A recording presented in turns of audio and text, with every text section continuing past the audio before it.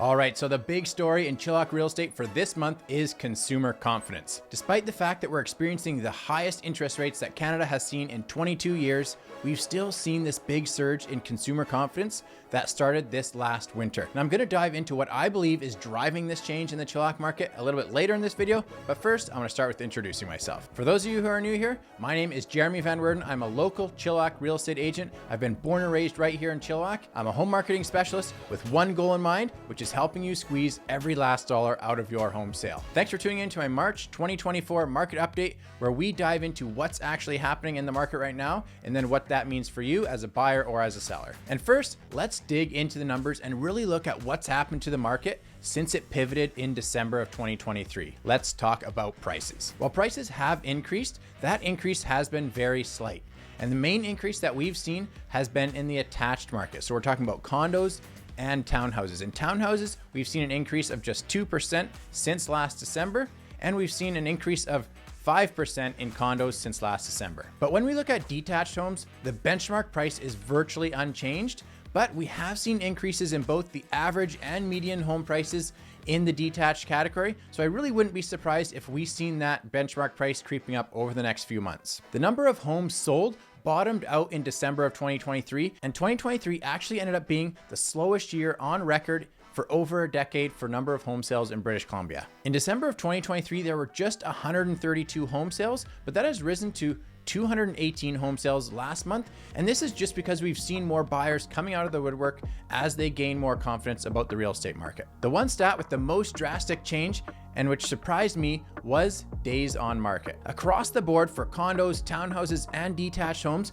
we've seen days on market literally get cut in half from 43 days on market to 21 days on market. This means that homes are selling much quicker than they were back in the fall, and we've also seen a lot of those homes that were listed in the fall get sold in the winter months. And now to my all-time favorite stat to look at, it is the sales to listings ratio, which is really just another way of saying supply and demand, and it tells us what the health of the market is. When we look at this stat, the market has improved for all property types: condos, townhouses, and detached homes. We've seen condos and townhouses actually move up into a seller's market, and then for detached homes, we've seen those go from a buyer's market in the fall of 2023 to a balanced market as we head into 2024. This should come as no surprise because those condos and townhouses just have lower price points that make them more accessible to buyers dealing with these high interest rates that we're facing. To summarize the stats, in many ways, it feels similar to what we experienced last spring. If you can remember all the way back to fall of 2022, we actually had 5 or 6 months straight where it was in a strong buyer's market.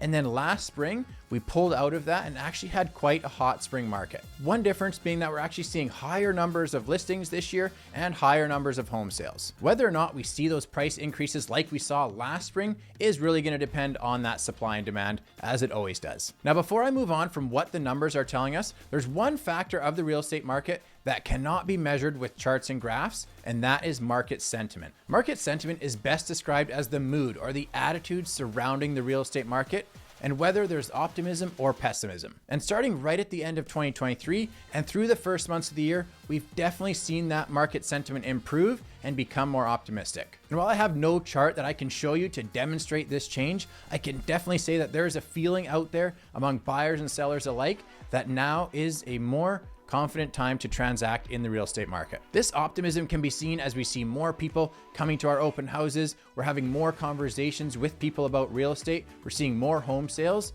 and we're seeing more new listings come to market. It can't be quantified, but we can definitely sense that a change is happening. But where does this increase in consumer confidence come from? Some agents would say, well, it's just the spring market starting up early, but in my opinion, there's more to it than that. Market confidence is improving because there's a level of certainty surrounding interest rates. The Bank of Canada has now held interest rates at 5% for 5 consecutive meetings. And in their 2 most recent meetings, they have communicated that they are confident that the current interest rate is doing the job that they want it to do, which is slow down the economy and quell inflation. And they've stopped threatening, or at least leaving that question in our mind as to whether they're going to raise interest rates on us again. Here's a simple way to think about it, because there's really only 3 ways that interest rates can go, and that is up, across, or down. And since the Bank of Canada has essentially told us that they have no further intentions to raise the interest rate, that only leaves the other 2 options, which is holding the current interest rate, or decreasing the interest rate. Now, of course, these higher rates affect affordability. There is no doubt about that, but at least buyers and sellers are no longer dealing with that uncertainty of whether rates are going to go up even higher. So really, the worst case scenario for a buyer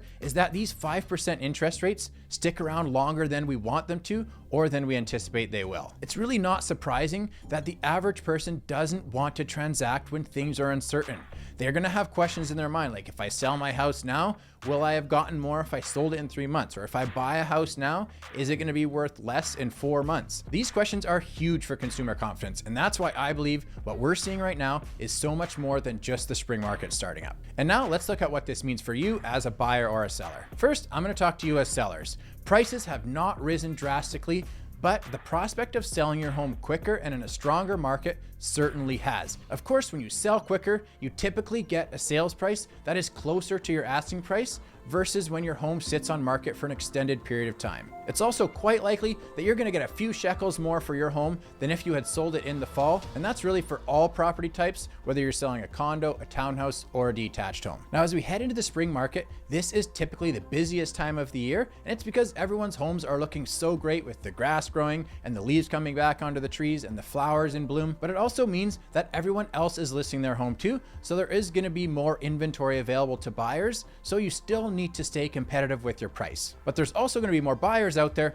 particularly if you're trying to sell a condo or a townhouse. And one last point for those looking to sell is that the current market is really a great time to be upsizing. So if you own a townhouse, the current market is favoring you as a seller because you're in a seller's market, and then you can go out and buy a home or a detached home in a balanced market that's a lot less stressful right now. And now for buyers. If you're looking to get into a condo or a townhouse or a detached home under $1 million, expect a little bit more competition out there in the current market. We're also seeing an increase in multiple offers right now, but that's particularly on more affordable homes on the lower end of the market. So if you're a buyer looking to get into a condo or a townhouse in the current market, don't sleep on it. Make sure you're watching new listings closely, and a good agent can help you with that. And then when something comes up that's suitable for you, make a move on it. And back to my prior conversation on consumer confidence, this is also going to benefit you as a buyer. Now, of course, I cannot promise you that interest rates are not going to go up any higher or that we're going to see a decrease in the near future.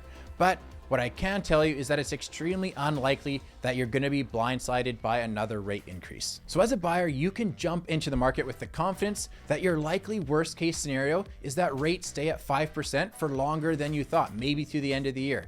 And then your best case scenario is that we see rates starting to come down in the summer or in the fall. And then if interest rates do come down this summer or fall, it would not be surprising if home prices started slowly creeping up again. So if I'm a buyer in the Chilliwack market today, I am getting out there with optimism on my side. Thank you for watching all the way through my market update video for March of 2024 in the Chilliwack and District Real Estate Market. And if you're considering making a move in 2024 and you want to know what your home is worth, I would love to be the one to help you.